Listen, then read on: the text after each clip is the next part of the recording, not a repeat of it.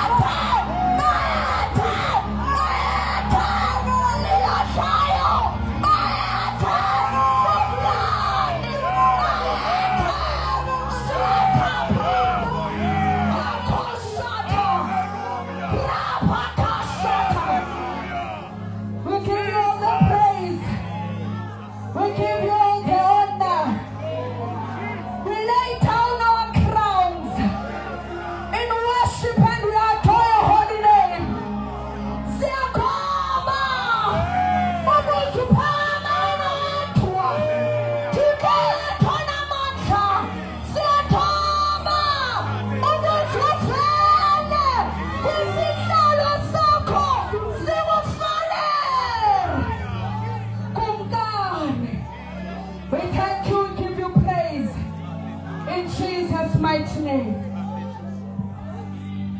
Can we clap hands for Jesus? Ate simshayeni izandla kakhulu Jesu bathandekayo. Come on, celebrate Jesus. Shout hallelujah. Hallelujah. Hallelujah. Amen.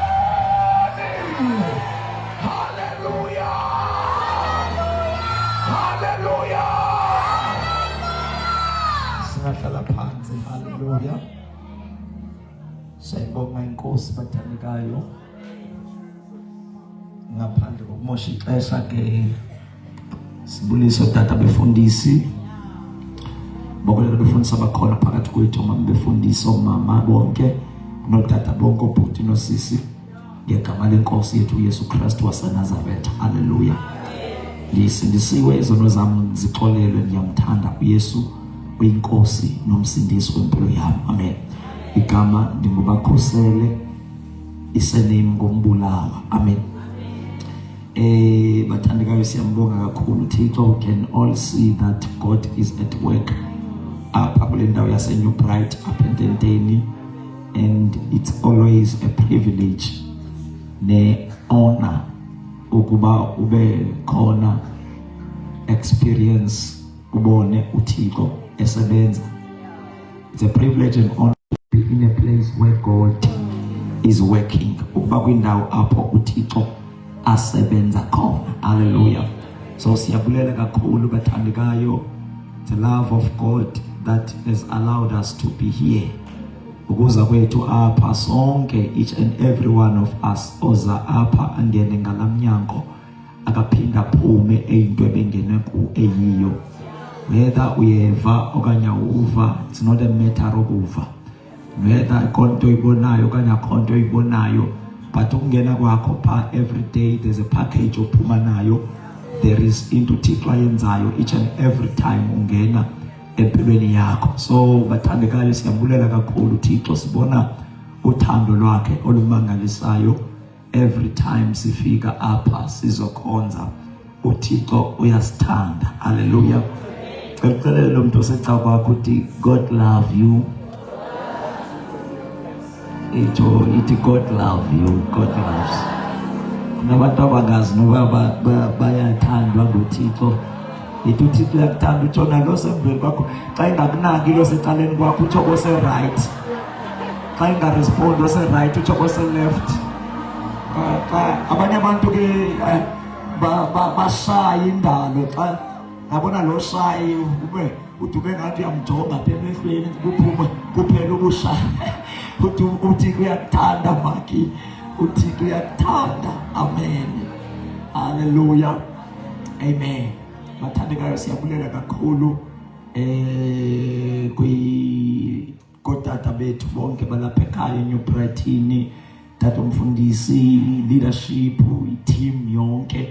Bendithi akuzokhonzwa namhlanje because ndayifumana report uba umoya uye wayibetha intente. Amen. Bandlothokile uba seyiphinde yaphakanyiswa. Amen. So siyabulela kakhulu abantu bakaThixo abasebenzela ngokuzinikela kumaphuma qolisile bangangena late okanye angena ahlale emva. Don't know ngenzeka ubukhona uhleli pha emva somewhere, but ke njengoba sifika nje bagqiba umisa intente bona. Amen. Yes, so siyabonga kakhulu bathandekayo. Ndiyambona notata umfundisi uBoy. Siyabulela kakhulu ngegama lenkosi yethu uYesu Kristu. Hallelujah. Amen. Hallelujah. Amen. Bathandekayo abantu abasindiswa kule ntente, ndibona uThixo ebanceda bahle man. Sendahalela uqalela nami ndibamkele uYesu. Sicela sibashayele izandla ngegama lenkosi yethu. Ungathi batrainiwe bangcina kamnandi. Umuntu uthetha nje into evakalayo, hangaki ixesha ubungqina babo ngaske uhlala ubumamele nje. Amen. Siyabulela kakhulu bathandekayo. Sikelela nangomnye bethethe ethi abantu balentente bamthandile. Amen. Ndicela niziqhobele izandla for ukuthanda abantu. Hallelujah. That is one of the reasons senze ukuthi sifuna ukuthi bahlale bengqina. Amen. Lento kunqina iyabanceda bona, yenza uThixo aresponde even more empilweni zabo, but also nathi siyababona ukuze sibazi. Amen. Ukuze sibazi. Amen. So funeka bahlale bekhona apha so that we know them. They are our family. We are in the same kingdom. Sizalwa ngutata oyi-one onguThixo. Hallelujah. So siyabonga kakhulu bathandekayo egameni lenkosi yethu uYesu Kristu waseNazaretha. Sinisiwe zona zami zicolelwe nkosikazi ukhona bekhona na izolo behleli ngasemva ndichate naye. Amen. Sinomntwana oyi-1. Amen. Hallelujah. Siyabulela kakhulu. Let us see the word of God. Kula verse yethu masike sihlale kula verse yethu. John maybe saw reverse asiyena kuthi namhlanje John chapter 3, but into yethu ininzi apha ku John, but let's see u14 ezindawo behleli sifunda, and then sithatha u16 pha ku16 for today. Maybe let's take verse number 14 yethu pha ku16, and then pha ku chapter 3 we will take verse number 3. We take verse number 5. Ngenxa ixesha singayifundi yonke. We take verse number 3 no verse number 5. Izapha bhuti come here. Baleka izapha, yes. John chapter 14 verse number 15, 16, 17, 18. John chapter number 16 verse number 14. John chapter number 3 verse number 3 and verse number 5.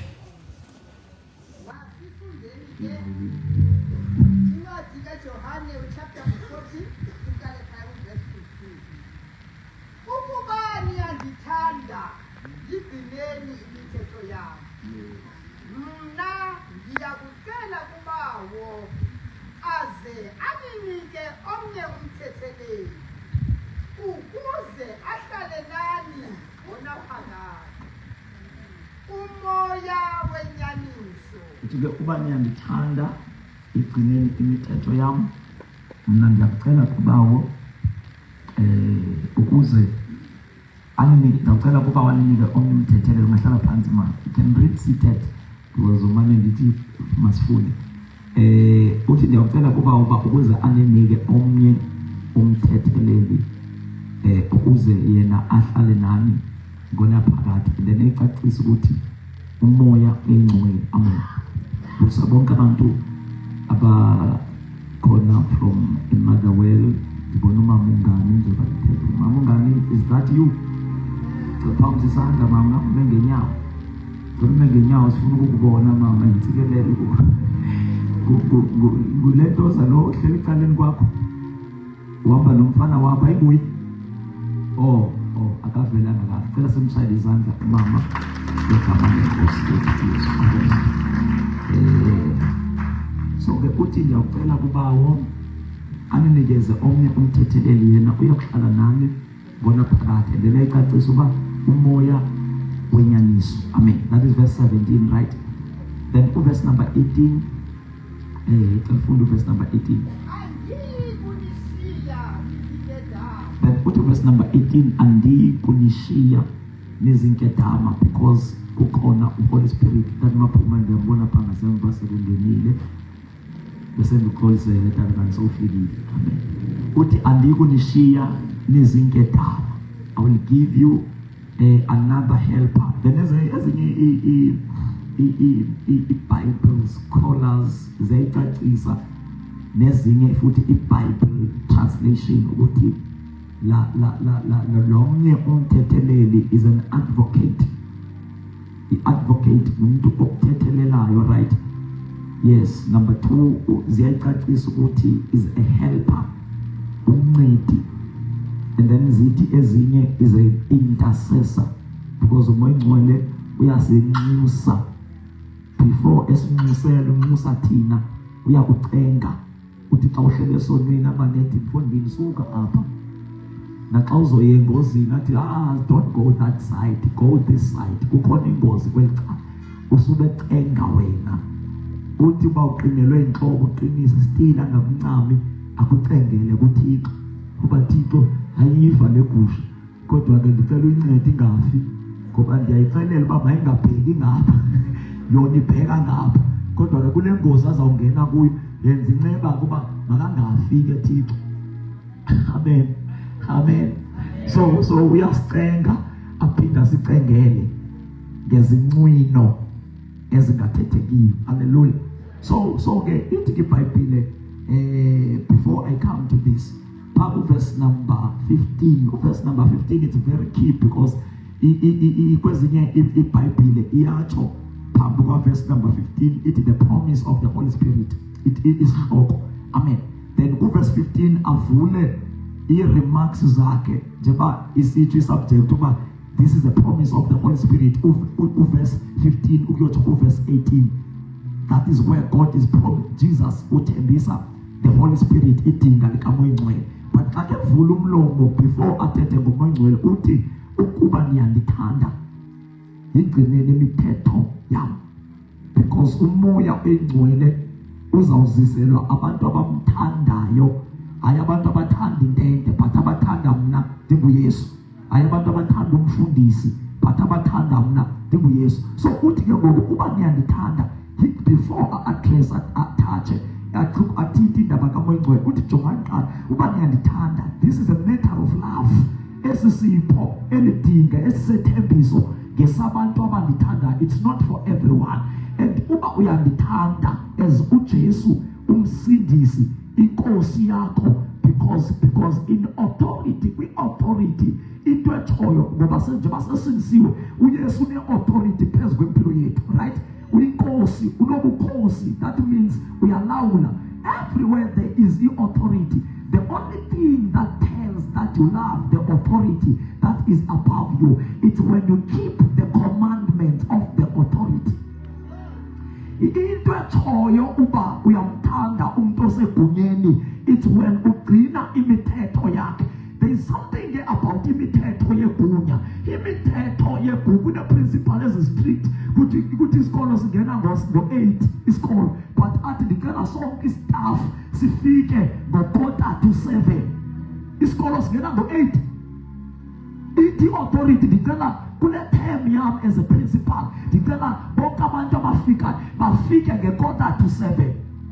Uzama ukukhuthaza indaba ye-punctuality. Funa abantu babe punctual. And if you are not, you are uba awungumuntu othobela igunya, you will think uyayibaka, you will think uyakupunisha, you will think akosidinga uba ude ufike nge-7:15. Kanti uyayazi uba kule 7:15 ayibeka uhleli uzawuba late, ube ufike ngo-7:30. So njengoba i-authority uthetha based on i-wisdom ayinikwe nguThixo, u-operate ngokwe-wisdom ayinikwe nguThixo, wena kungangathi lo mthetho uyakucinezela.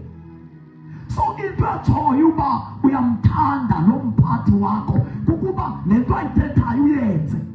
And xa uyenza le nto ayithethayo akazuresponda ngokufanayo ebantwini abayenzayo lo mthetho ubekiwe nabangawenziyo.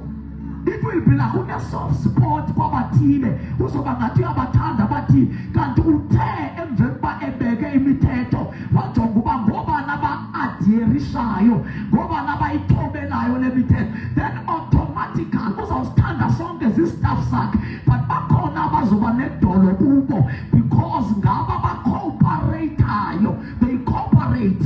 Amen. Ngaba ba-subscriber, ngaba bavumayo imithetho ayibekayo, bavumela, and ukuvuma kwabo imithetho akubenefiti yena principal, kuzawubenefita i-performance, i-administration yesikolo sonke. Njengoba bebeka umthetho, it's not about him as a principal, but it is about isikolo sonke. It is about the rising of the school, not as yena per se engu-principal, but ungumuntu ongaqhelanga kuhlala phansi kwegunya. Abantu abangathandi kwaphansi kwegunya, abathandi tu, abathandi noma ungabathini, abathandi baphansi kwegunya. And the painful part ngabantu abanjalo, ungacinga uba xa umthatha umbeke egunyeni uzawuza nento ebhetele. Ngekubrake ngoba awufuni ukuyimamela imithetho kaprincipal. Mandike ndehle ngokube nguprincipal, sivele sife isikolo. Njengoba engathandi ukuba phansi kwegunya, akanayo ne-ability ukuba segunyeni. So then uJesu uba niyandithanda yigcineni imithetho yam. According to the statement of Jesus, ngokukaYesu, the only way abona ngayo uba abantu bayamthanda ngabantu abayigcinayo imithetho yakhe. That means yonke imithetho yakhe, not ethile about imithetho ikhona lekuzoba lula ukuyenza kube khona lokho bayike ngokuyayibaxa uYesu uyayibaxa uYesu bokuyintoni ukuyohlala ethaveni andizusela ngizohlala athi jonga suyohlala nokuyohlala uqonda wena uyayibaxa. So when it comes to kumthanda uYesu awuzukhetha imithetho that suit you esuta wena yonke imithetho ayibekayo uzayibamba yonke imithetho ayibekayo uzayi-observe awuzukhetha ethile. When it comes to indaba yokusubmita phansi kwe-authority awukhethi imithetho yokusuta and imithetho wherever kukhona i-authority noma ungavana kuthiwe lo muntu ophetheyo segunyeni ngumalume wakho unesayinene efana neyakho but loo nto ayizuthetha uba awuzuthobela imithetho wena and awuzukhetha uba mandikhethe lo. When it comes to submitting yourself under as long as usithi uphathi kwale authority awukhetha uba ngeyiphi imithetho engizoyigcina and into yakuthiwayo uba uyayithanda le authority phezu kwakho ukugcina the only way nokungakhuthana kanjani.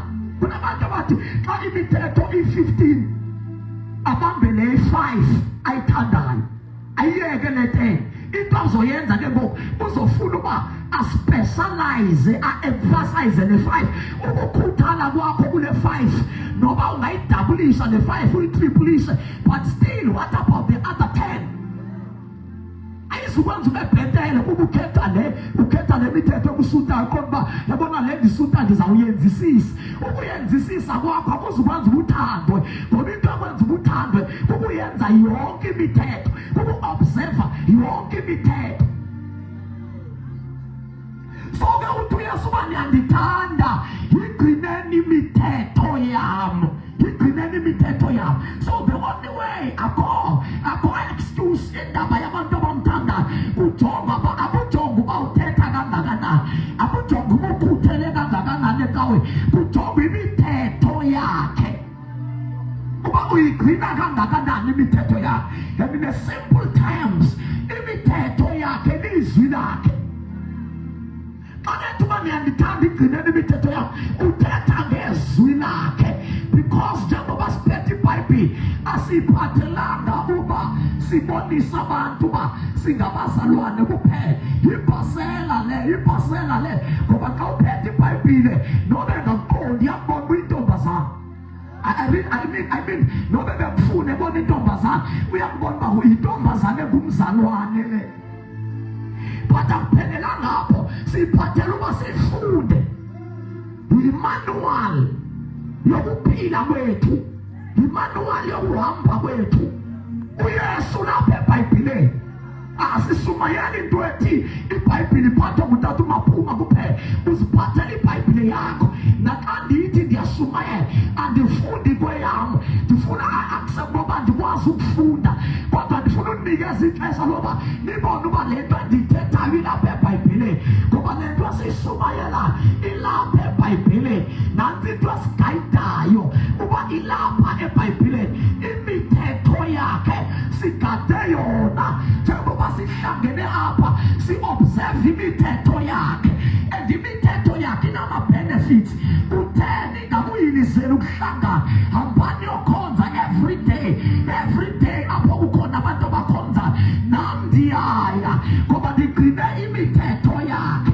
Every day apho kukhona abantu abathandazayo nam ndiyaya ngoba lithe izwi lakhe thandazani ningayeki noba ndikho phakathi kwabantu sendisekhaya ndindodwa andilali ndingathandazanga ngoba ngumthetho wakhe. Andithandazi ngoba ndingenatyiwa izoba khona ityiwa kusasa ndizawuthandaza ndigcine umthetho wakhe noba yikho ityiwa ndizawuthandaza ndigcine umthetho wakhe. Andithandazi ngoba ndiva iimpundu zibaleka phezu kwendlu noba zikhona iimpundulo ndizawuthandaza noba ziyekile iimpundu ndizowayi umthetho wokuphila indlela yokuphila umthetho are the laws and the principles that govern your life. Imithetho nemigaliselo ekhokhela ubomi bakho ekhatha ubomi bakho uba kungatyesele khohlo nasekunene kodwa uhambe esiporweni ubanjwe ngumthetho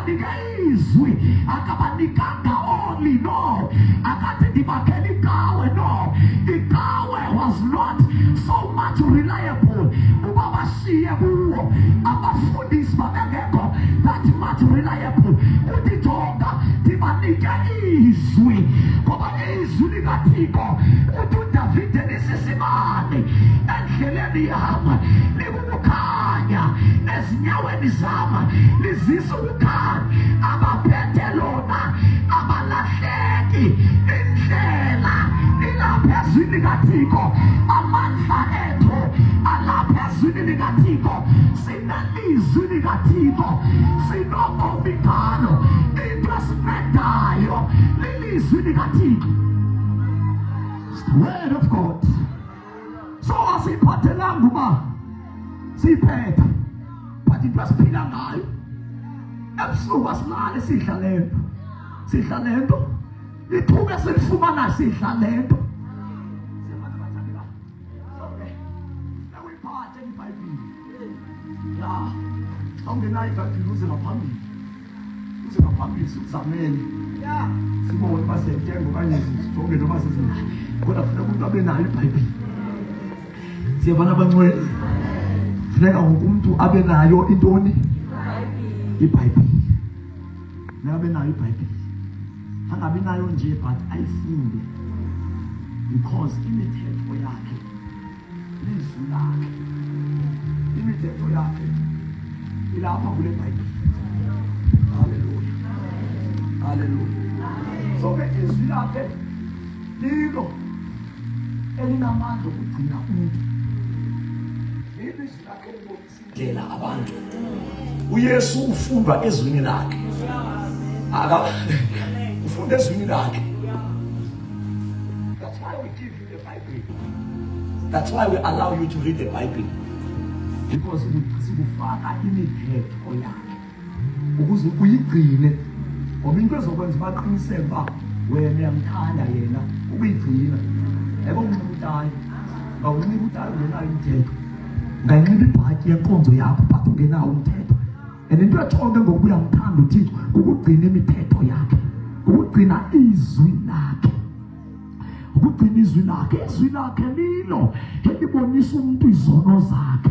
Because usebenza even izwi lakhe nobody understand iso umoya oyingcwele but umoya oyingcwele uphuhlisa into ofuna kuba uqale wena uyitsibele funeka uqale ulitsibele izwi likaThixo. Siyabona bathandika you must ulitsibele izwi likaThixo ube nalo izwi likaThixo uligcine apha ngaphakathi kwakho liphile ngaphakathi izwi lakho ngoba lilo libamba intombazana uba ingoni efinojesu ngoba yonke into uJesu asinika yona waqale waba nayo yena wayitesta uba iyasebenza ngesikhathi ehendwa nguSathane ngoba nawe uzawendwa njengoba usindisiwe nje azithathwanga izilingo zayovalelwe St. Albans kuba usindiswe wena izilingo sekhona and into zawwenza zawusuka zibe ngathi zininzi njengoba usindisiwe. So into zawumeda ukukhawuleza uli-understand ukukhawuleza ulazi izwi lakhe ube nalo izwi lakhe so that awuhlangana nezilingo ukwazi uba lithini izwi lakhe ngoba into eyenziwa nguJesu apho elingwa khona uSathane. Uthi iBhayibhile wadibana noSathane esenhlango ethandaza 40 days and 40 nights kuMatthew chapter number 3. Ithi iBhayibhile wathi uSathane ajika lamathe abesisoka wayephendula uJesu athi ubhaliwe Sathane ngoba when it comes to the devil kwa ilizwi likaThixo liphinde libe sisikhali. That's why iBhayibhile sithi lisisando esephula amadwala lilihlele linhlangothi mbili uSathane into aphinda igadi ngoba lento kuba nezwi likaThixo it's not only to prove that you love Jesus. Ewe okokuqala iyakumeda ibubungqina uba uyamthanda uYesu but on the other side lisisikhali sobulwa noSathane. Ethi iBhayibhile wayephendula uSathane uJesu kakaphendula wayephendula athi kubhaliwe wayengathi hayi ndisindisiwe. Usindisiwe then what? Wayengathi ndisindisiwe. Hayi sundikhala kabubi Satan. Sundikhala ngandisindisiwe, sundikhala kabubi. Iba nezwi. Because eyona nto emenza khawuleza bale lilizwi lakhe. Eyona nto eqinisekisayo uba ungowakho uJesu lilizwi lakhe. USathana is threatened by the word of God. It every time efika uSathana athi jika lamanye abazonke aphendula uJesu, aphinda afika ambonise izikumkani zomhlaba, athi kube waguqa phambi kwami ndawunika zonke ezizikumkani noba ubutyebi, aphendule ngezwi Yesu, athi kubhaliwe Sathana bathi ungabakhonza abanothixo, ungaqubuthi kothixo babi, aphendule ngezwi because izwi lizomfetha ukwazi uadresa nabantu abakhathayo bathi hayi le nsindiso yakho nathi sisindisiwe kodwa sinawo ama-boyfriend. Funeka uyojonga ezwini uba litshilo na uba iba nawantu okanye lithe lahla yonke into, ngoba lizwi elisixelelayo uba silahla ntoni, sihamba nantoni. Lizwi likaThixo uthi ohlabelelayo lahlaba inhliziyo yam, landibonisa ukwaduka kwam, ngazivuma izono. Lisisipili njengoba uqhubeka nokhonza liyakubonisa uku-right up, awukabikho right up. Isipili ngeke sixoke, le nto ibona esipilini yiyo. So izwi likaThixo liyakuxelela le nto yiyo so that you repent, so that ube right. Ngoba le ndaba kaJesu awuhambi nento yonke, kunento kumele uzilahle. So xa siku-introduce ezwini si-avoida uba simane sithi yebuwanodwa, ngeke usive sitsho loo nto unless the spirit is compelling. But sithembe izwi, ngoba noba singatsho ke but ukutsho kwethu kuzawuba limited, but ilizwi it's so explicit. Noba siyatsho thina sizawutsho siboyikela, soyika ubungahambi, soyika ukuphinda ubuye nakusasa. But izwi likaThixo lalikhona ekuqaleni, alinantsimi yankosi, likuxelela izono zakho, lilungisa bonke abantu, alinamntu omdala. Kunabantu abadala bhetete kunganzima kum njengomfana noba ndiyashumayela njengomntwana omncinci ubaxelela uba mama irongo le nto yenzayo. But izwi likaThixo aloyiki mntu omdala, aloyiki mntu omdala ekhona ecaweni. Izwi likaThixo alinantsimi yankosi.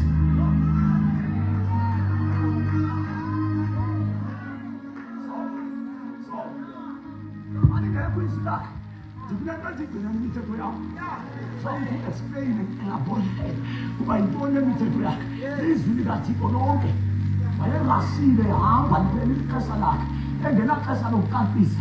Wathemba umoya wakhe, ubumoya wakhe uzawuvusa abantu emhlabeni abazoyicacisa uba yintoni imithetho yakhe. So imithetho yakhe lizwi lakhe lonke. Izwi likaThixo liphilile, lonke izwi likaThixo liphefumlelwe nguThixo. Awukhetha amavesi athi alikhethwa, ulithatha lonke izwi njengoba linjalo. Awunciphisi into, awandisi into. Into engafunwayo apha ezwini likaThixo nawe kufuneka ungayifuni. Into ethi mayenziwe apha ezwini nawe kufuneka uyenze. Bonke abalenzayo izwi lakhe ngabaligcinayo imithetho yakhe, bonke abayigcinayo imithetho yakhe ngabo abamthandayo, ngabo abamthandayo. Yagcinwa imithetho yakhe, yagcinwa imithetho yakhe, yagcinwa imithetho yakhe. Imithetho yakhe yenze sohlukana nento zalo mhlaba, zikhona ze-available.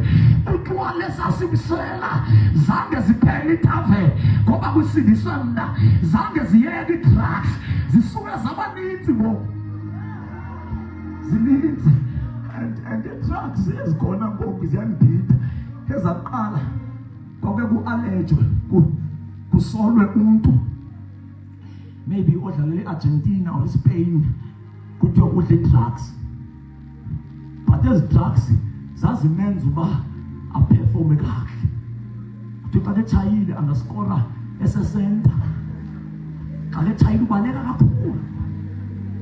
So zibancedisa kwikariye but ezanamhlanje sibenza amagezi. Hayi ezangoku sibenza bonke bahlanye bafana badrugs.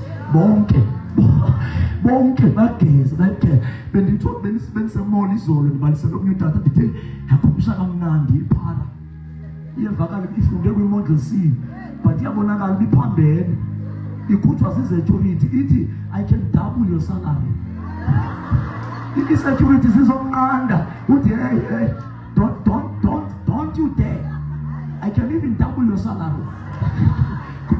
Uyageza kaphila uyabonakala umdaka but indlela athetha ngayo yamva isilungu sakhe siproper dad.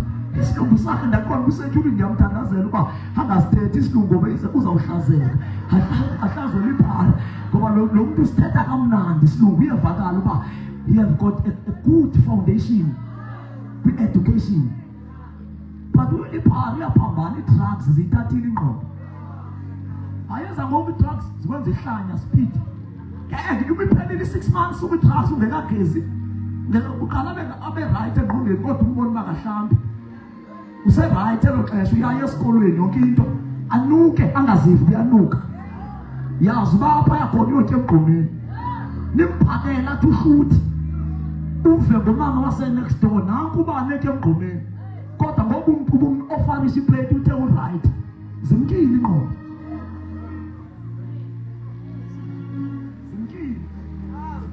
That's how devil is destroying our brothers and sisters. Destroying our brothers and sisters. It's not more a matter of gender. No sisterhood, Papa. Amen. Amen. So get to Jesu. Uba niyangithanda.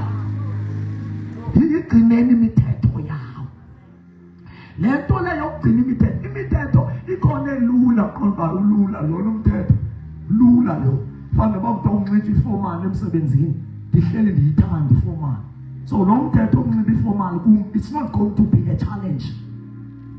Izoba lula because vele kuhleli kusistyle sami unxiba ifomani. So I won't have a problem nalo mthetho. So ikhona eminye imithetho ofumanisa uba inzima but uyayithobela ngoba inzima. Imithetho yegunya elibekwe phambi kwakho ayihlali favorable. It may not be easy. It may not be favorable to your flesh. But kumele uyenze. Asiyenzi ngoba isenzeka. Asiyenzi ngoba ithandwa sithi. Siyenza ngoba sithembe lo athe masiyenze. I-confidence yethu ikulo athe masiyenze. Uba lo athe masiyenze uthembekile. Unilungisa. Noma ungathi nzima imithetho yakhe. Kodwa siyayenza based on his integrity. Ngoba iBhayibhile akambomntu bangaxoka. Engenguye nonyana womntu bangazihlwa.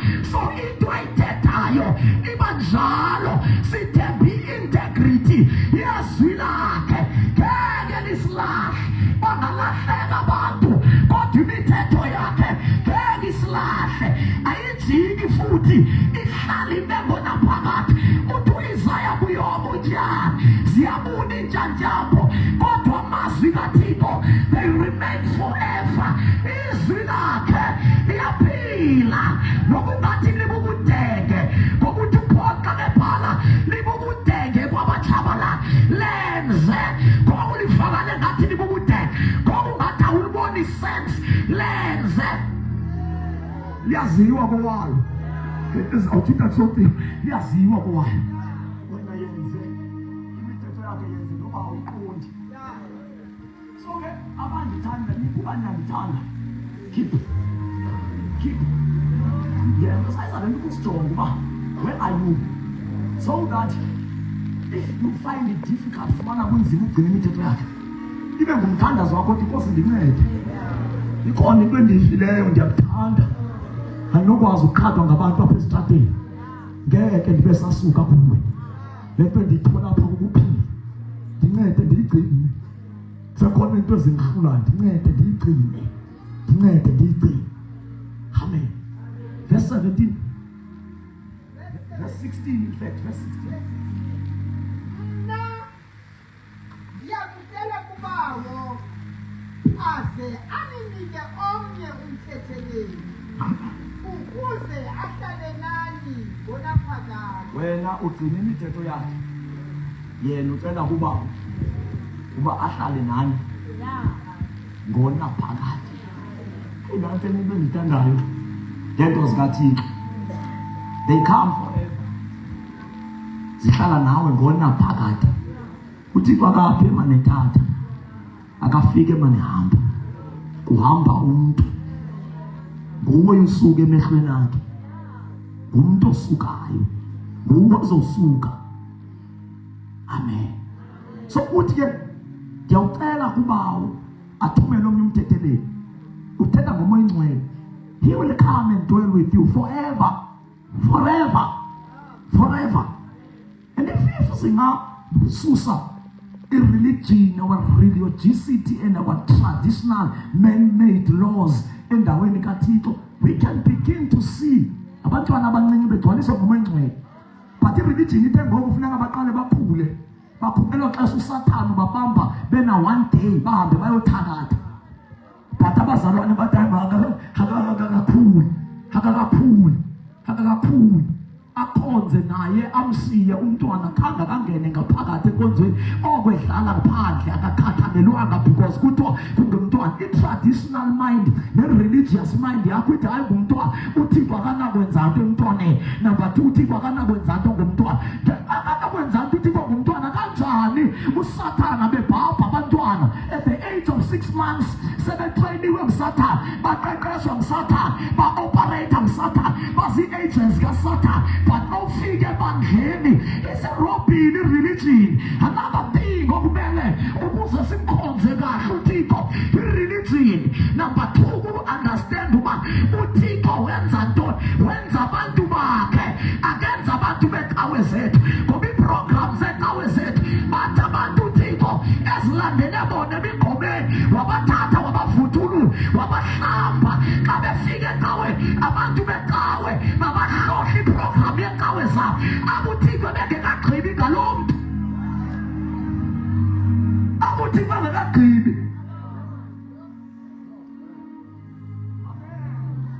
Amen. Amen. Hallelujah. Hallelujah. So bathandekayo, ngoba it's God kakusunyana kusetyenzelwa cawe. Sanuba ngamela abantu bafake ecaweni, bafakele uThixo. Introduce God. Introduce God. It takes time to know God. Yeah, umuntu afuna uThixo astrethe kwazini uThixo, sokungqamela qhubeka wena nento zakho sosifake ebantwini uThixo azitholele bona. Because nawe wawuneplan nobizo lukaThixo, walifeyila ibizo likaThixo, wathembeka ecaweni, waxabana noThixo. Bonke abantu abafikayo uThixo asibizele bona, ufuna nabo baxabane nje noThixo, baphele lapho waphelela khona. Waginywa icawe, then you expect everyone ofikayo aginywe icawe. Liphelile ixesha lecawe, uThixo usivusela bakhe, usenzela abantu bakhe, usivusela umkhosi wakhe, usenzela amajoni wakhe. Abantu baphoxile, abantu behoxiswa zicawe, baphoxa uThixo, bathembeke ecaweni, baphoxa uThixo. Hlele mikhova phezu ecaweni, into ezalahlekana kudala noThixo zabamba icawe.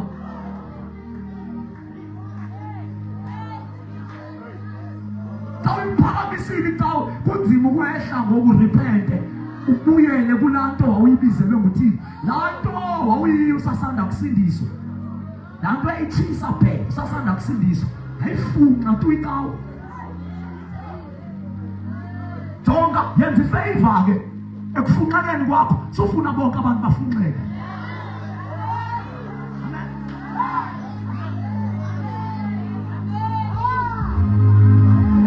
Masingahlali kule ndawo malume, mandingahlali kule ndawo.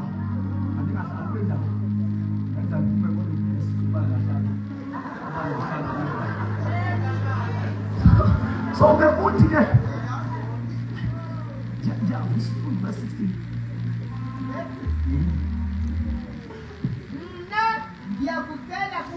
So it's a prayer of Jesus Christ. Jesus prayed. Uba bonke abantu abafika kuYesu, lento yayisithi wayethetha nabafundi bakhe then ngelo xesha. But kuthiwe Peter after fikile umoya ingcwele, lento wayibathembisa yona kule ndawo. After fikile wathi uPeter, no, jongani isithembiso ngesenu idinga likhulu nabantwana benu nabakude inkosi ebatsala they are counted in kwisithembiso sikaMoyintwele. Hayi ngowabantu abafomala uMoyintwele, ngowabantu abakukrestu, hayi ngowabantu abanxibutayo uMoyintwele, ngowabantu abazinikele kuJesu.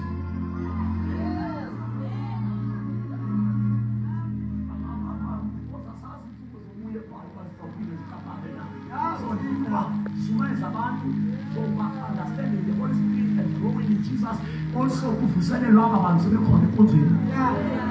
Vuselelwa abantu sebekhona enkonzweni. Right?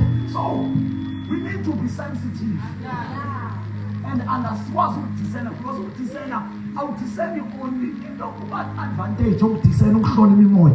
Ukudiscern ayikho ukudiscern only amadimoni. But you know abantu abasindisa ufuna ukwazi ukudiscern. Kukhona kufumanisa uThixo babize for indaba ephuthumayo. Kune emergency ekusindisweni kwakhe. And uThixo ngeplan yakhe oyigqibe emaphakadeni uplane uba lo ndizamkhawulezisa ashumayele. But ikawe because it cannot discern uba uThixo wenzani kulo mntu. Imbeke ebhentini. Imhlalise phansi. Hamba ngabona umbono. Ithi ikawe akekho umuntu ongibona umbono. Besindiswa izolo. Akekho umuntu ongabona umbono esindiswe kulo nyaka. Abangathetha uThixo kuye hathi ithi ikawe hayi ngeke umuntu osindiswa izolo. Ngeke umuntu osindiswa izolo. Then li-aborteke icebo likaThixo. The reason uYesu bevuya abantu xa kusindisa umunye kuthiwa ezulwini izulu lima ngenyawo. Alisindisela uba uzogcwala ezulwini because into ezulu into okugqibela, but kufuneka izulu siliphinde apha emhlabeni. So into evuyisa izulu kuba abantu abane-understanding yasezulwini bayande emhlabeni. Ayancipha amanxila, bayancipha abathakathi, bayancipha abantu abazosebenzela ikingdom kaSatan, kwanda abantu abazosebenzela ikingdom kaThixo, kwanda abantu abazojoyina i-army kaThixo yokushumayela indaba ezilungileyo emhlabeni, yokulanda abanye abantu bonke.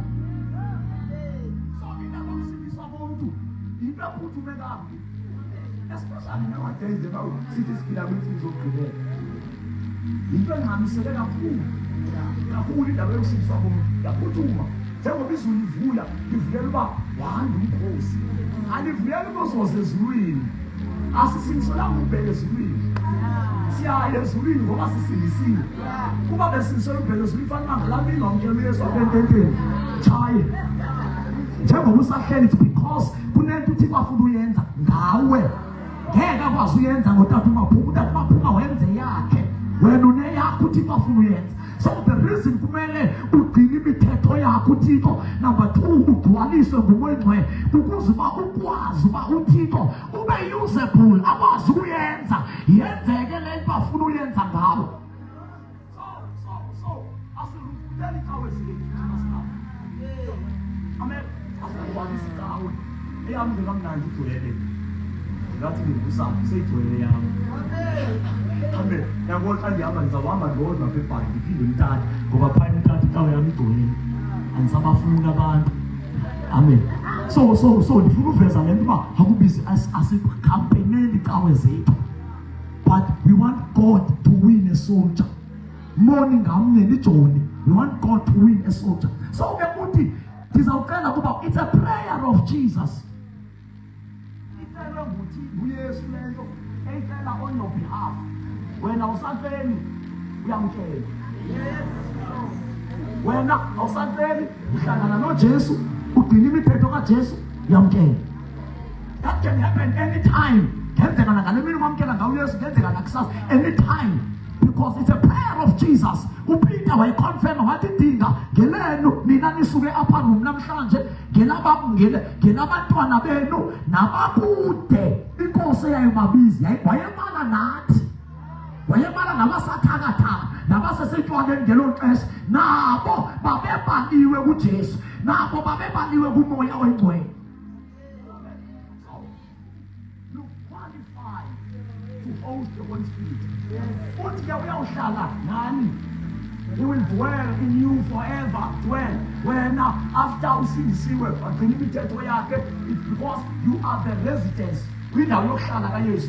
That's why ke ngokufuneka kuphile ngokwemithetho yakhe, ngoba ukukhanya kudibana nobumnyama, ukungcola kudibana nokuhlambuluka, right? So there must be a clean. Ithi iBhayibhile niyitempile. Itempile yindawo ehlanzekileyo enyulu, yindawo ehlambulukileyo. That's why xa befika into azawufika i-emphasize, xa befika umuntu uzawufike aqinisekise, xa befika uthi nangoku ucinga uziyekile zona akubonise ezinye, uqhubeke uziyeke, ngoba xa befika kuqhubeke ukuguquka, ufike aqhubekekise ukuguquka. That's why uthi sekuphele inyanga, sekuphele iveki, uba lukhumbula uba phaya endlini ndigxiba i-osta endandiyebi ukhunjuzwa nguye. Ndenza umzekelo, umane ukhumbuza uba unabantu ababambe ngenhliziyo, usenamagqubu amane fike ebusuku le athi xolela abantu. So ufika afike ancedise wena ubaguquka. Abantu abanomoya engcwele ngabantu abahlala beguquka, ngabantu abahlala beguquka, because ehleli nje uhlale ukukhumbuza. Hayi suthetha kanjalo nomama wakho, suthetha kanjalo nomakhelwane wakho, suthetha kanjalo notishala wakho, uhlele ugadile, ngoba ngoku songowakhe, gadwe nguye, songowakhe. Kumele indlebe yakho imame, isazela sakho simlulame, ngoba sowuphila ngaye. Uthume ukuzogada endaweni kaJesu, akogada likaJesu in a human form. He is in the form of the Spirit.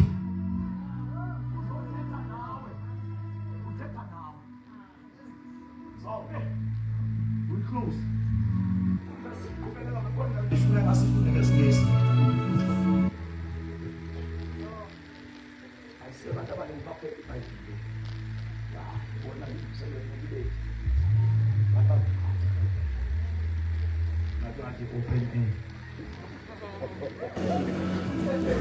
This is how much is in Cambridge. Just in Fundamental verse 17 in English. I want to close with the Shalom Secretary. Quran Sofana. What's on? He is the Holy Spirit who leads into all truth. The world cannot receive him because it isn't looking for him and doesn't recognize him. Uthi ihlabathi alinakumamkela ngoba alimazi futhi alimfuni nomfuna. So akasongo wehlabathi. Ihlabathi ke ngabantu abapha emhlabeni abaphila impilo yabo ngendlela yabo. But umoya engcwele ngowabakhe, abakhe ngabahlanjwe ngegazi, abakhe ngabathethelelwe izono, abakhe ngabamamkeleyo. Because John chapter number 1 verse number 12 ithi weza kwabakhe abakhe abamamkele, kwaze kwathi ke ngoba adopta bonke abamamkelayo baba ngabantwana bakhe. Xa sewusindisiwe ngumntwana wakhe. So xa ungumntwana wakhe, you qualify to have the Holy Spirit. Noba uyaqala ukuze ecaweni kule ntente, noba zange wake wathandaza nokuthandaza, but if ungowakhe, you qualify to host the Holy Spirit. Weza kwabakhe abakhe abamamkele, kwathi bonke abamamkelayo. That's John chapter number 1 verse 12 ukuya ku-13. Uthi bonke abamamkelayo wabanikeza igunya lokuba babe ngabantwana bakhe. Le nto ethi igunya, it's authority. I-authority i-interpretwa ngobone context. I-interpreter, we can say it's a title deed. Une-title deed uba ungokaYesu, ungokaThixo.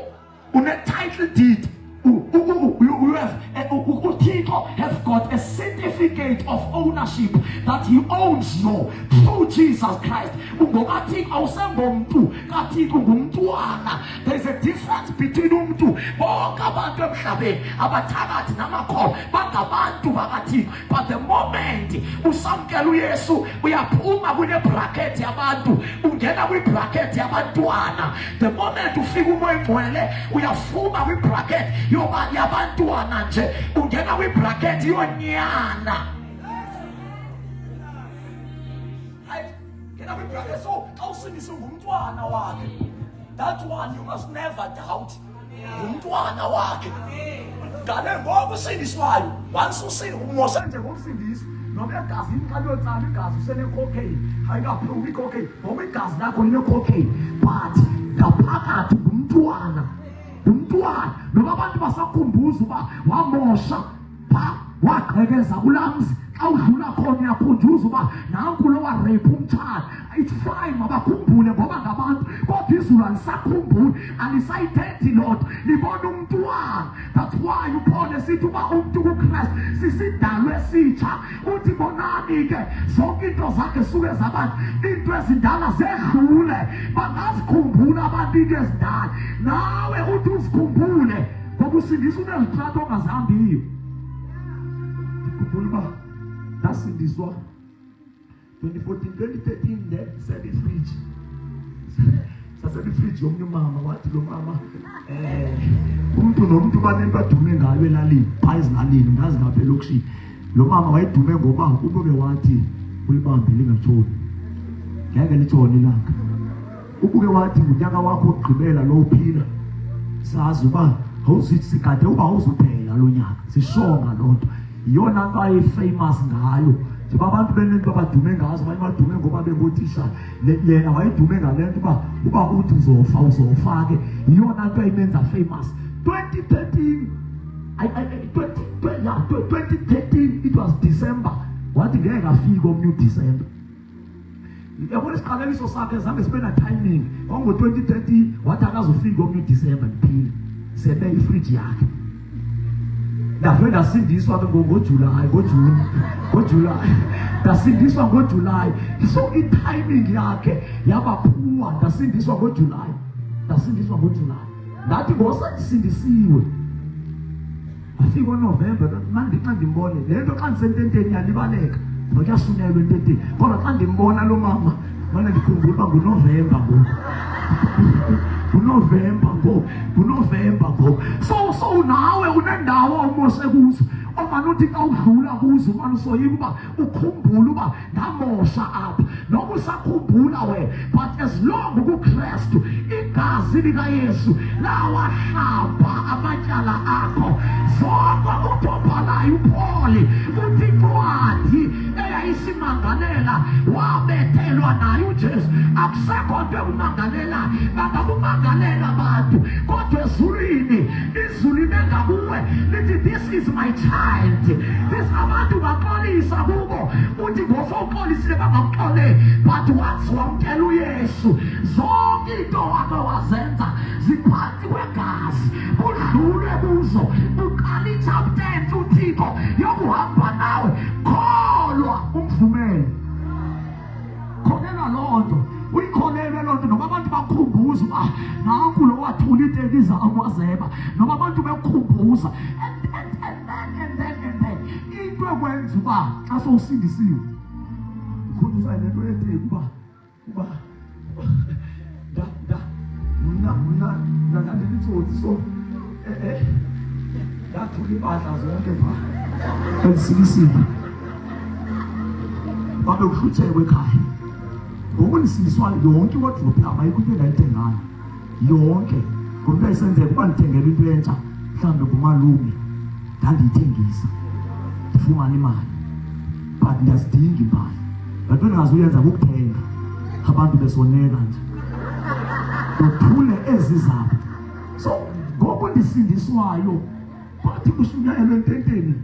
Ngenye imini wafika umama unomsuka, umama unomsuka uyoyishumela, wafika ndimlinde esitulweni, hlele efront, ndahlala ngaphambili ngale nto ndiyimkhumbuze nabo ndasalisindiswa ngoba nam ndabe ndaphiwa time unxiba kakuhle wena. Ndazi ukuba ezilalini wavele uphiwa ibhatyi enkulu kodwa ungayiboni noba inkulu uyinxibe. Ndandinebhatyi emhlophe enkulu isekhona nangopha ekhaya ngoba imemori andifuna uyitshiza, yayinkulu imhlophe ndinxibe yona. After ndizise ezi mpahla wathi lo mama afika ndiphethe ibhegi, ucimba ndihamba. Kanti no, njengoba kushunyayelwa nje uthethile ngumuthi uba zonke ezi mpahla ndizinxibayo ndazeba. Zange kutsho mntu, but kwathi kushunyayelwa nje kanje iqhubeleka ndakhumbula uba yeyi yonke iwardrobe yam ndandothule ecingweni lisikisike engqungqusho e-FET College, ndandizothulile ndakhumbula. Kwathi kungatshongo mntu, bafika abantu abaqhuba itente, itim abahlabeli, bafika ndihleli apho. Umama unomsuka kangangeni, bahlabelela baqala i-intercession. Xa kangeni umama unomsuka ndiphethe ibhegi, ucimba ndiyahamba yena ndizovalelisa. ndithi no mama ndazeba ndizibuyisile ezinye ndasendiziphe cousin wam, my younger cousin, ndazipha yena because kwakunesikipa se-hemisphere esasizotywe into enkulu apha endingayaziyo. Kanti xa ndisinxibile ndingaziva comfortable, ndazithatha ndayompha. Ngale mini ndibhakisha yonke le mithwalo, ndayomqonqozela ndathi mzala ndiyasicela esasikipa, ndandisebile ndiyasicela, ndasithatha esithambe ndazisa ngaphambili because ndinento ikhona into yothi apha kuba ndisisidalwe esitsha, ndingenwe ngaphakathi kwam. Le nto ndingeneyo iyazikhaba ento ndizinxiba, the reason izikhaba ndazithola ngendlela engekho right. And look at the Holy Spirit. Ndicinga ngose ndimdala uba hey wayendiprotect uMngcwele, uba ndandike ndaqhubeka ndatensa ndahlala ndazinxiba ngoku sendingumzalwane sendishumayela kwenzeke kube khona into endisendisikisiki. And phaa ndazeba kukhona abantu ngabantu, omnye usuke emthathe, omnye usuke kuse-tertiary, kuse-college, ndizawuthi ndisazithandile ndiphethe iBhayibhile ngenkonzweni, athi gqi umnikazi wesikipa athi wena wathatha isikipa sakho, kuthi umzalwane ubethiwe, ubethela impahla, uzawube ngaxoki lo impahla yakhe. Khanda ndiyebe ndingekakho ngoku uMngcwele kube sisilumko wakhawuleza wathi zilahle. Ndazilahla ngoba ndandingazukwazi uyobaxelela ngoba basindiswanga nje bandisindisiwe, ndandingakwazi uzisa kuwo. Ndizawuthi ndiyayisa ndithi ndizoxolisa, akhuphe umpu athi kunini ndizibuza uba iteki yam yathathwa ngubana ndidubule. So ndathatha ndazitshisa, satshiswa phofu zange kutsho mna kwatsho tata. That was the wisdom of God. Wayiprotecta mna. Xa ufana uqinge ngosowusindisiwe uthi ngenye imini ubuye enkonzweni unxibe iteki kanti wayibili, athi gqi umnikazi wayo uphethe iBhayibhile, kuthi ubethiwe umfana okhonzententeni webe iteki. Abantu bazothi uzebe namhlanje, awuzuba nalo ixesha ukuyicacisa uba ndandizebe kudala. So yile nto kufuneka ummamele, zonke into athi uzilungise, zonke into athi ziyeke, uziyeke. Uba niyandithanda igcineni imithetho, ukugcina imithetho yakhe ayiyo weakness, awuyobhari, awuyoflop. Ukuphila ngemithetho yakhe, it's good for you, it's good for you. So ke nezinto nje biqhubeka manje ekhumbuza ziyalahlwa. Ndasandimamkela uYesu, ndisindisiwe, ndigqina, kanti ngoku ndigqinayo ndinxibe impahla endayebayo. Ndiyabulela uMngcwele bazange ndiyeke, ndiqhube mhlawumbe ndendishumayela ndinxibe zona nanamhlanje. So kuyenzeka nje baziqhubeka amane kukhumbuza, nawe funa ukukhumbula. Suthi hayi ndisayithanda le necklace, bayancoma abantu bathi yandifanele. Wayithathaphi le necklace? Wayithathaphi le necklace? Ngoba ingxaki ngoku izokwenza uba wena uzawumangalelwa yile necklace. Kuthi ngoku ufuna ukukhonza apha ecaweni, kuthi xa ujonga le necklace ukhumbule isisikhumbuzo sobubi, isisikhumbuzo sezono zakho. Zaxolela izono zakho, kodwa qho xa uyibona le nto ukhumbula izono zakho. You might as well just destroy it. Xa lidestroy it ayimini uba yizisa apha, yizisa apha. Ngoba ukuyizisa it's a sign uba uyaguquka, uyaguquka. So ke umoya oyingcwele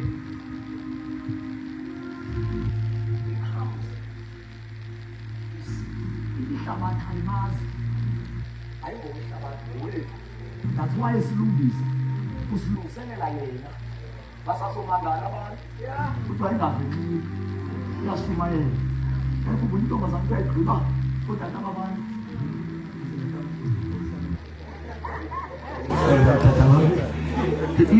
ithole into ngayigqiba otata yashumayela laa ntombazane eSamariya.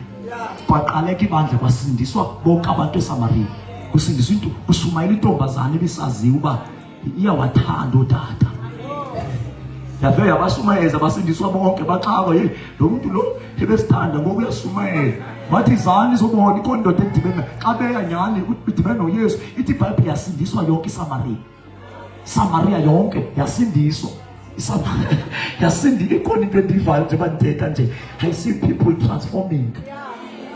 I see people transforming. Something is happening. Something is happening. Konto yenzekayo as I'm teaching and speaking, something is happening. So ke uthi uMngcwele funda lapha uthi ke ihlabathi number 1 alimazi. akamkelwa lihlabathi wamkelwa sithi.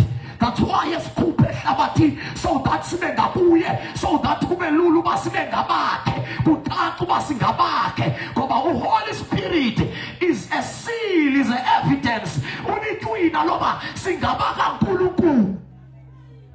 Yes. But you know him but you know him because he lives with you. I want you to highlight this. He lives with you. Now and later will be in you. Now and later he will be in you. To King James, he lives with you and in you. Upila nawe, upila ngaphakathi kwakho. Ngoba lento esikunika yona ipila nawe, ipila ngaphakathi kwakho. Awuhlali uhamba wedwa. Uthi ku verse number 18, andilisini inketama umuntu ongena back up, inketama umuntu ongena sizo, inketama umuntu othapha xa kufuna 500 yokuya ye-school fees esikolweni.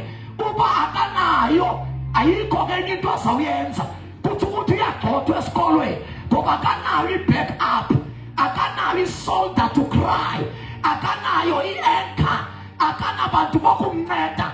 Umuntu ohamba yedwa, umuntu olilolo. Uba kwenzekile agule ehleli yedwa endlini, uzawugula afe ngoba akanancedo. Umuntu oyedwa.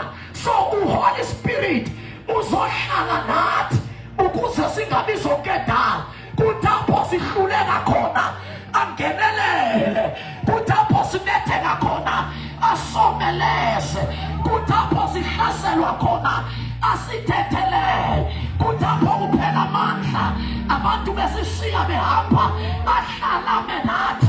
Bonke abahleli kuye abaphelelwa amandla, abephelelwa ngamandla uyabaxhasa, abeqhubeka, they don't go down, uyabasapota.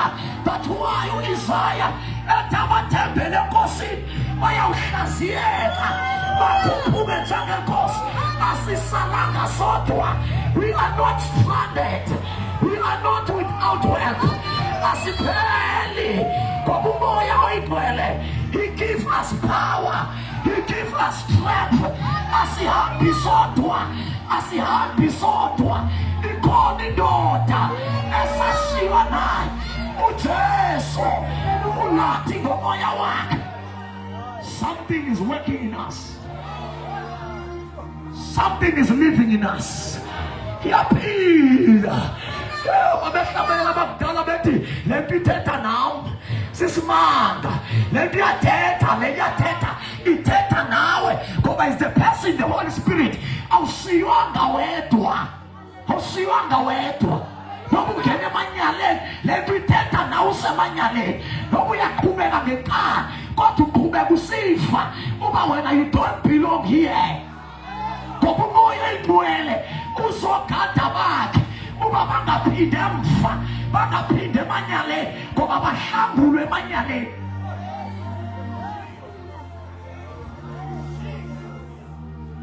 So he will be with you and in you.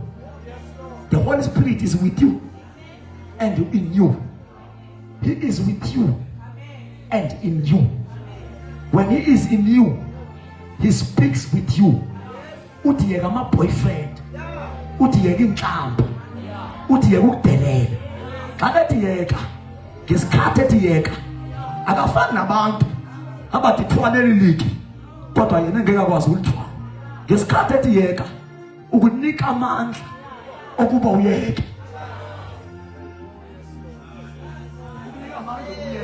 So wena veluyeke, ungasowanikiwa amandla obuyeke. So he is in you. When he is in you, ukufundisa ukuphila. When he is with you, uyakhavarisa. Fika abathakathi babona umlilo, bathi beqala ufika bazenze but afika umlilo because he is the fire. Umlilo This fire, when it was business, we are charged. We are consumer. He consumes his enemies. He consumes. I'm a Satan is that to manipulate. I'm told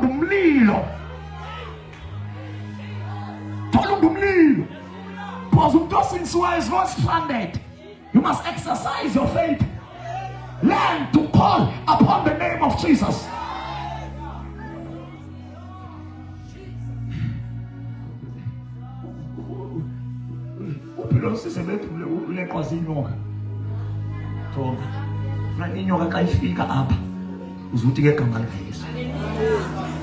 Igama lika Yesu ulwa ngawo lentonga yakho wena abantu kusukele uba imoto tetena sihali wefaka ngokusimba wathini wena ngokoniyo uzashumayela lapha ule kwa inokuthi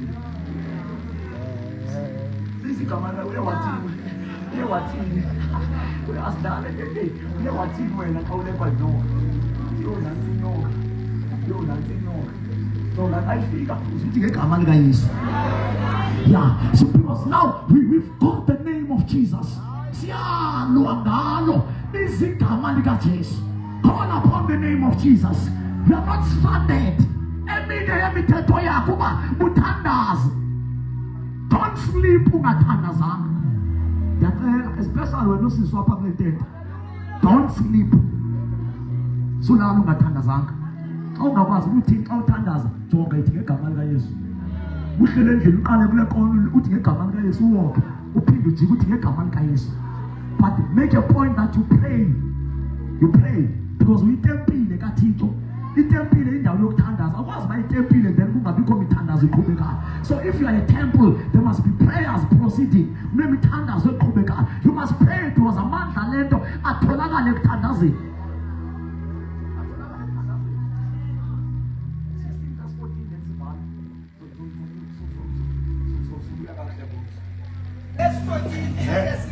Funda nasesilungwini funda mama yes yena uyakuzulisa yena awathi isandele eyi-1 kulento nathi isandele eyi-1 emenzi icacisa yena uyakuzulisa. Okay, verse 13 so that sihambe sonke kade athe wafika yena funda kuJohn 16 ngoku verse 13 kade athe wafika yena umoya wenyaniso ethe wafika this Holy Spirit kuyakunikhokelela kuyo yonke inyaniso. Don't worry. Kuba engayikuthetha okuphuma kuyo. Don't worry about into onoyaziyo nongayaziyo. Le nto yabantu abaziyo yabantu abafumane yena. Ithi iBhayibhile xa ithe wafika yena uyakunikhokelela kuyo yonke lento siyithetha apha ententeni ayonto eninzi izawuthethwa nguye kuwe. That's why kumele uhlangane naye. We give you just basics and introduction, but into eninzi izawuthethwa nguye. Sivana sisi izawuthethwa nguye. Now I'm talking to this lady. Into eninzi izawuthethwa nguye. Learn to listen to the Spirit of God. Uthetha into eninzi. Uthi ke yena uyankhokelela kuyo yonke inyaniso. We talk about that tomorrow. Funda verse 14. Befuna kucaca uba ngubani lo yakunikhokelela. Yena uyakundizulisa. Apha nguYesu othethayo. Uthi ke ngoku xa efika uMangcwele umsebenzi wakhe uzozulisa mna. Funda nge-English. Yeah, verse 14. He will bring me glory by telling you whatever he receives. He will bring me glory. He will glorify me. To amplify. He will glorify me. Now I don't try project. Because whenever it's a project, you know a project and the operator and fill up and then to be corner a board power. But it will a project is always a level up with PC yam. Uba ivele pha iqaqe ibonwe ngabantu bonke. So Lord glorify and he will glorify me. Eligama lethu kuyakuzukisa mna. Umoya engcwele uyakundiproject. That means umsebenzi kamoya engcwele kukukhupha uYesu. That's why awahlukanisa umoya engcwele noYesu. Those things are, it's like hand in glove. zinto ezingahlukanini. Moya ingcwele ulandela uYesu, uYesu ulandela umoya ingcwele. So kuthi ke ngoku uyakuzukisa mna, le nto ethi uyakundizukisa ithetha uba uyakundenza ndiqhame, uyakundenza ndicace. So umoya oyingcwele umsebenzi wakhe ukuphuhlisa uYesu apha kuwe, njengoba usindisa una-20 una-30 una-50 okokuphila njengabantu baseNew Bright, usenza izinto ezenziwa ngabantu baseNew Bright, uphila ngokuzithandela. Ithi iBhayibhile sasisemanyaleni sisenza amasikizi, sisenza izinto ezingamahlazo ezibambisa amazinyo, and it was even a norm. Into ezingamasikisi, into ezingamanyundulu sasizenza singena xa yenziwa ngutata, yenziwa ngumama, yenziwa ngumzukulu, yenziwa ngumtshana, ngoba into alapha ekhaya akho nto ebonakala irongo. But mawusindiswa uyahlukana naye, kumele kuphela izimpo zabantu balo mhlaba, kuvela izimpo zikaKristu. Zizawuvela kanjani? Zizawuprojektwa nguHoly Spirit. Inyama yakho zange yaye ezulwini, kodwa inyama yakho kufuneka ithwale iziqhamo zabantu basezulwini, kufuneka irepresente i-lifestyle yasezulwini. Izawukwenzeka kanjani? Yenziwa nguHoly Spirit. Uye lo wenza abantu bathi nqa bamangale, besimazi ngokunqanqatheka, besimazi ngokuhleba, besimazi ngotywala. Kwenze njani? Uva abantu bezibuza uba kudala ndazama ukuyeka u-1 no-2, umyeke kanjani?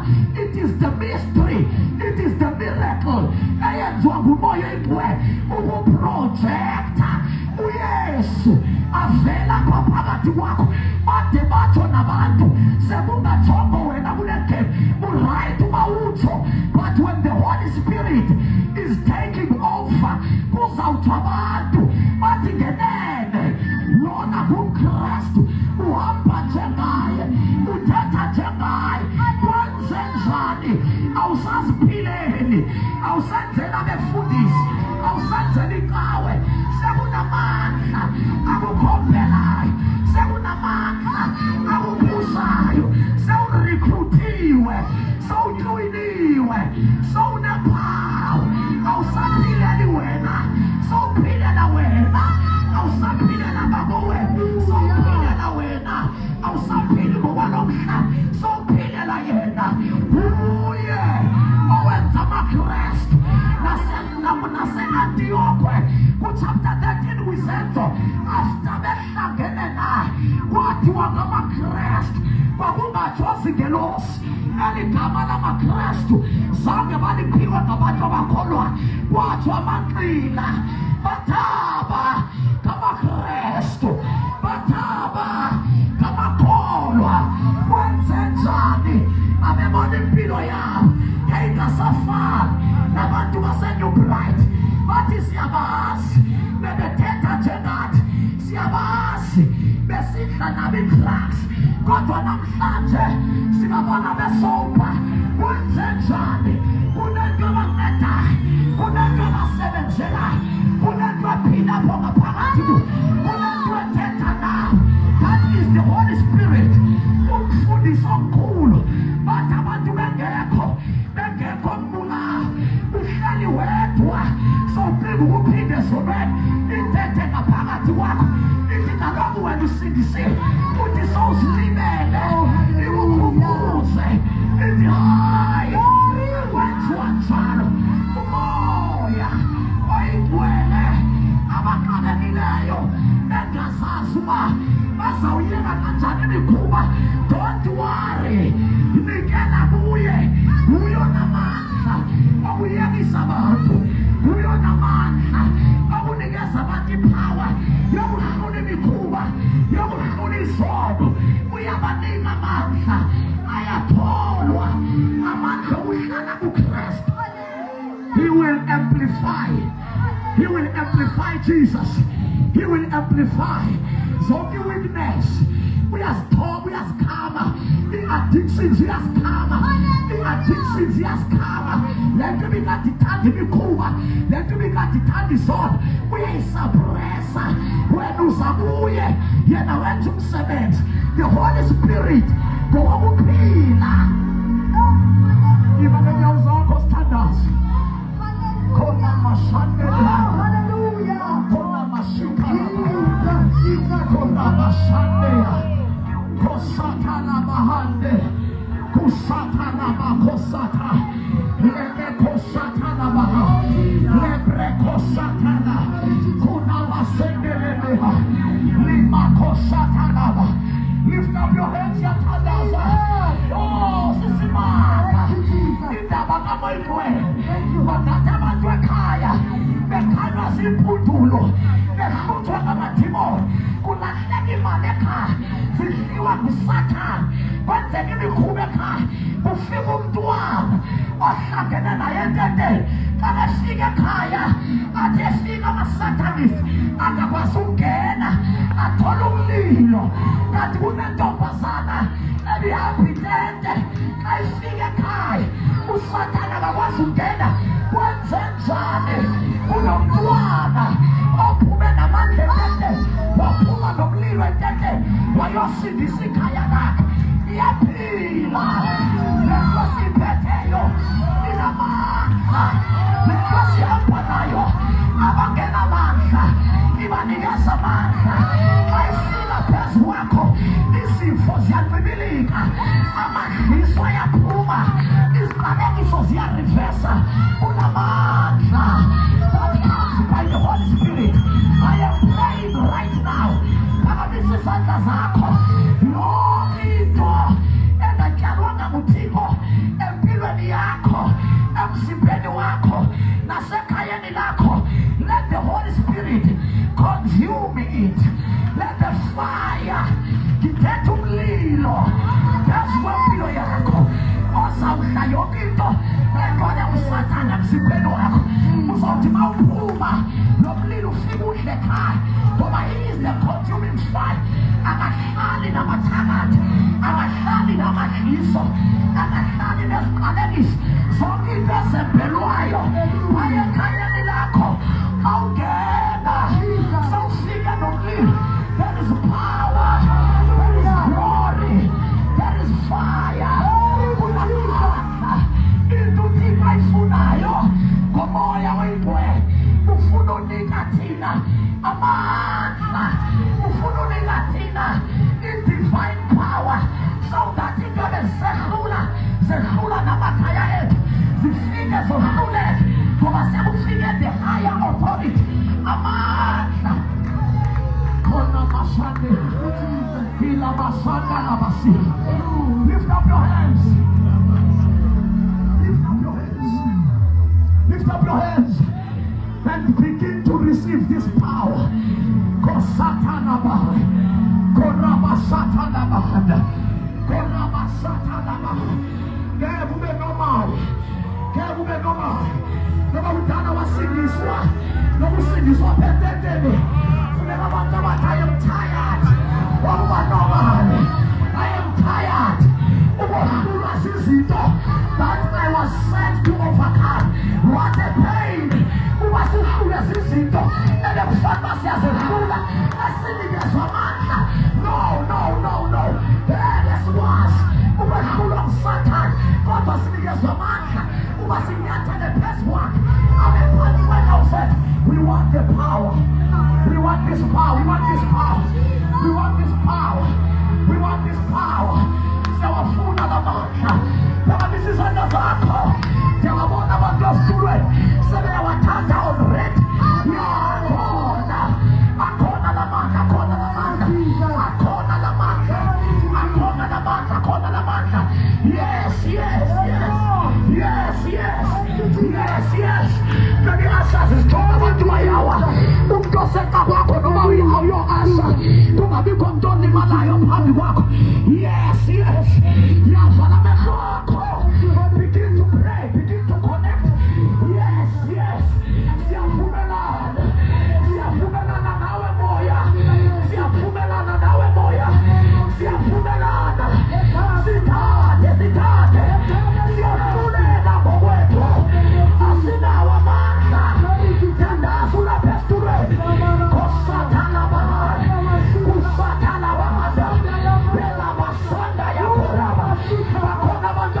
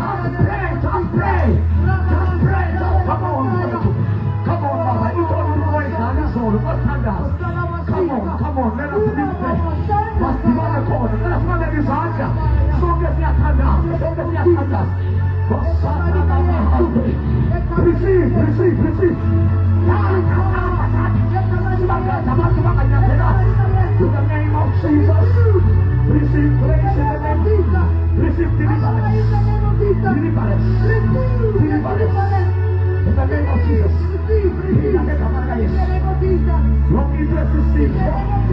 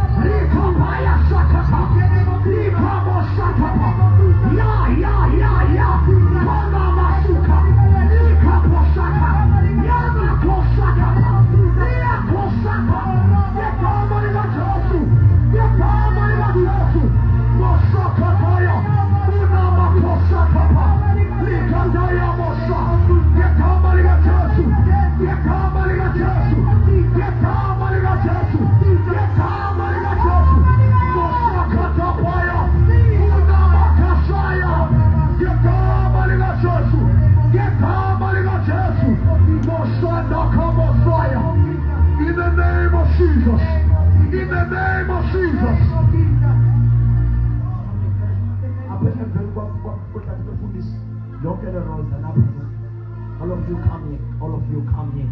Come here. Lift up your hands. Lift up your hands. Continue to pray. Don't stop. Don't stop praying. In the name of Jesus. Receive your praise. Father, in the name of Jesus.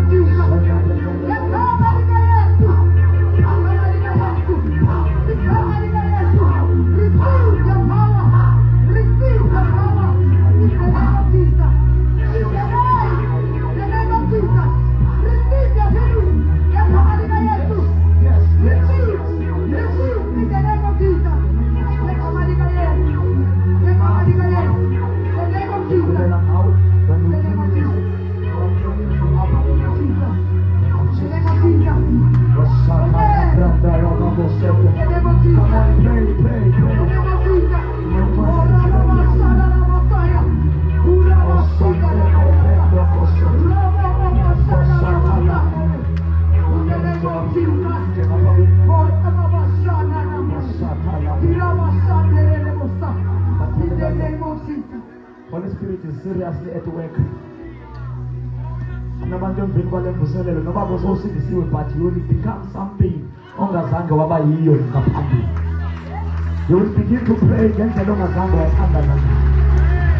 But when one is at work, is at work because when I'm praying in the last, especially when I'm praying in the last moment, basesivala nje uzo ikasesithandaza nabantu umoya lesebenza, we need to be sensitive.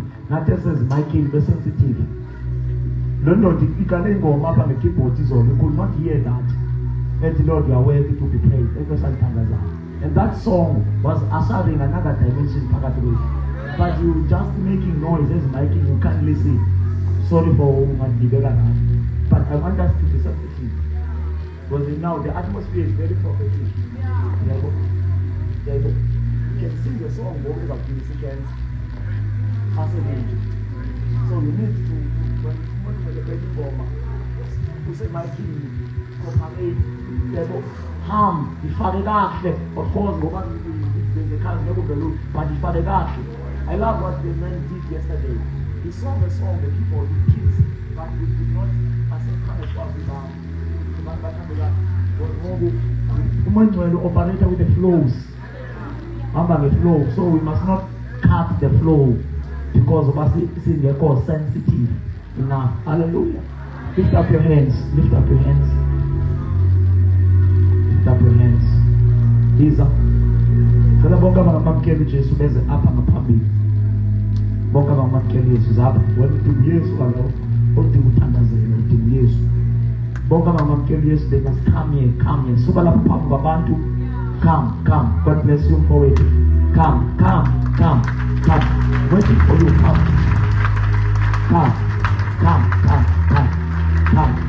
Come. Yeah, we need Jesus. Imapa. Uma befundisa hapo when imapa. Come. Lift up your hands. Pamzana zako. Bakona bani mamkeni Jesu. Woman is still working in you. So intimidate us. Continue praying. Continue crying. Continue move as the Spirit is moving you. Come. God bless you. Come.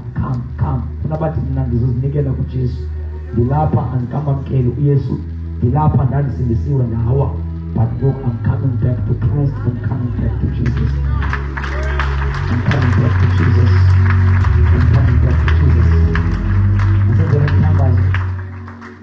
Sasa namtangaza mbele kwangu. Itinkosi Yesu. Give izwi lakho. Ndiyabulela. Nabamkeli. Ngena enhlizweni yami. Ube inkosi. Nomsindisi wempilo yami. Ngiyazinikela kuwe. Ndikhulule. Ndihlambe. Ndibe ngcwele. Ngegama lika Yesu. WaseNazaretha. Amen. Phamsana zakho. Lift up your hands and pray. Lift up your hands. Because of time. Because of time. If I equate into the two, I'm going to join you guys.